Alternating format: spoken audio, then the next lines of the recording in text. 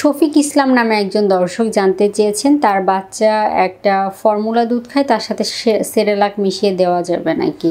আসলে আমরা বলে থাকি যে বাড়িতে তৈরি করা খাবারই সবসময় উত্তম। বাইরে তৈরি করা খাবার সেটা যতই পুষ্টিকর বলা হোক, যতই হেলদি বলা হোক, সেখানে অবশ্যই বাচ্চার জন্য সমস্যা তৈরি করতে পারে এরকম উপাদান ব্যবহার করেই সেগুলো তৈরি করা হয়ে থাকে। তাই সবসময় চেষ্টা করতে হবে বাচ্চার জন্য প্রাকৃতিকভাবে তৈরিকৃত খাবার বা ঘরে তৈরি করা খাবার দিয়ে তাকে সার্ভ করার জন্য। আমি আমার নিজের বাচ্চার ক্ষেত্রেও কিন্তু তাকে সবসময় ঘরের খাবার দেওয়ার চেষ্টা করি। এমনকি তার যখন বয়স 6 মাস পূর্ণ হলো তখন থেকে আমরা যে সকল খাবার খাই সেগুলোতে তার অভ্যস্ততা তৈরি করার চেষ্টা করেছি। এতে করে বাচ্চার অ্যাডাপ্টেশনে সুবিধা হয়, তার শারীরিক কোনো প্রতিক্রিয়া তৈরি হয় না, পার্শ্ব প্রতিক্রিয়া নেই।